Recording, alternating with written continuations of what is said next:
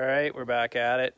I made myself a little tent here over the backhoe because we're in it for the long haul now. I took that radiator in, and the guy's advice was that the leak on the top seam you could see in the previous video, when he tries to resolder that, I guess everything else is going to let go. Not quite sure what he meant, but it's he says it's no good. Don't buy one from overseas. He figures it'll be like $700 or $800 for a new one. He's going to look into recoring the one that I had there.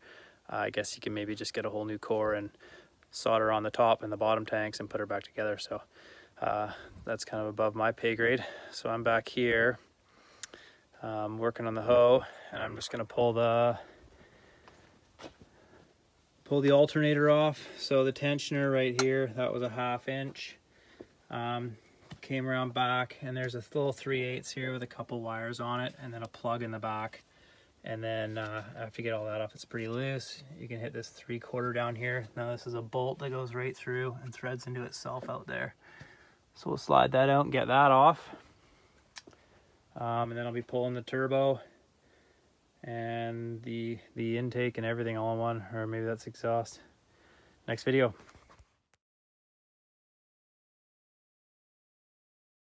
Okay, alternator is out of here. Came out no problem, slid the fan belt off there, and then I got some rigging going on here.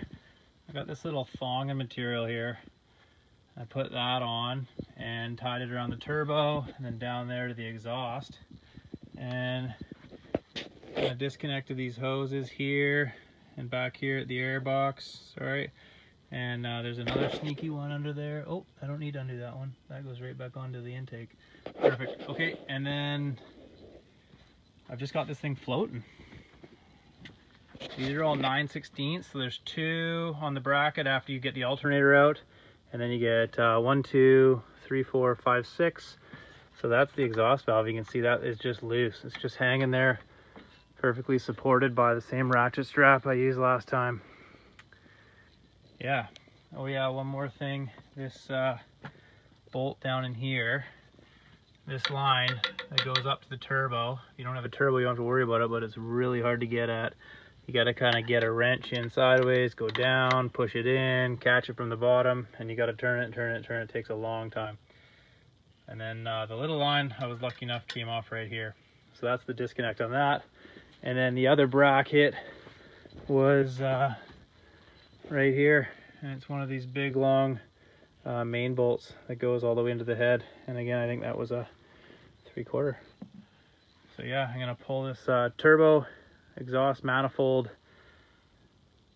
intake hose, everything, exhaust pipe all in one go, put that to the side, and then we'll take a look. There it is, exhaust pipe, exhaust manifold, turbo, intake, everything all in one go, hanging from a ratchet strap. Came off really slick, saved me a lot of time, and I did not want to get into these nuts because when they're that rusty, start to have problems. I don't want to break a nut. Anyway, we're getting down to exposing the head here, which is all our ultimate goal for the night, hopefully. You can see in the exhaust ports here, so this one's real mucky. Not too bad on the center, and then the forward most doesn't look too bad. One of you commented on the forum, and I really appreciate that. Unfortunately, that in my video of me turning the engine over in the beginning of this with it spraying out the coolant, that was actually the second video. I didn't catch the first one on camera because I did it from the cab.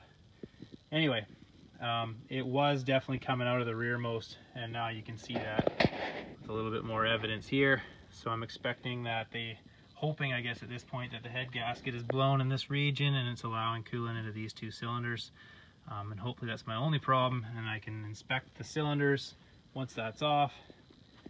And I'm really hoping I don't have to go past that, because I am not a mechanic. Anyway, thanks for watching. I'm gonna pop this off next. 2 bolts. You don't need my help for that.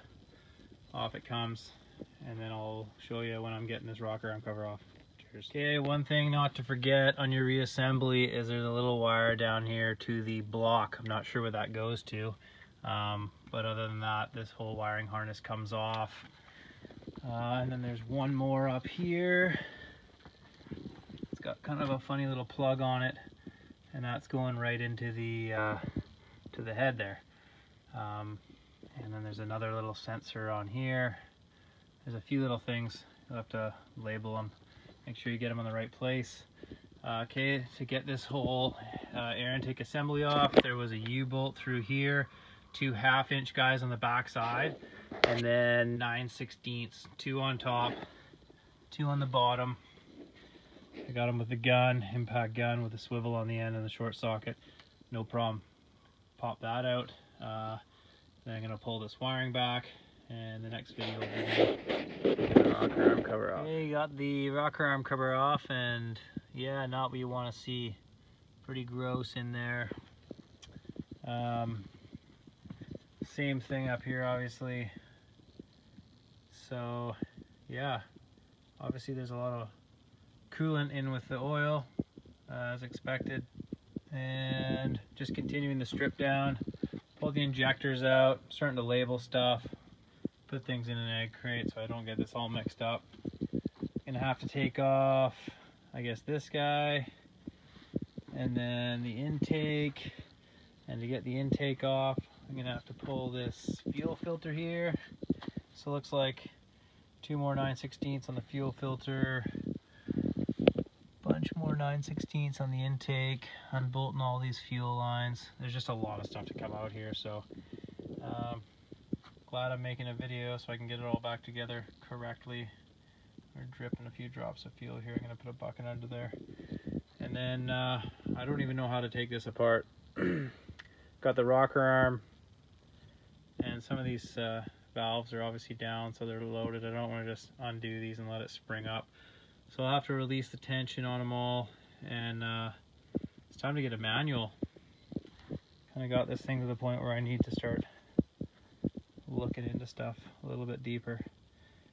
Get that head off so I can get it in for looking at, and a little magnafluxing, and then of course checking the cylinders out and seeing how bad this damage goes. So that's probably it for today. But we'll start it up again tomorrow. Cheers. Okay, terrible lighting, I know. It's getting dark out here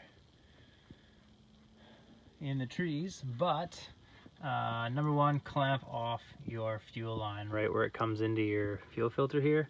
Put a clamp on that, and then this line here went on to the top front of the fuel pump there, and then this other one where it tees off came around right there, right in the side of the fuel pump. So yeah.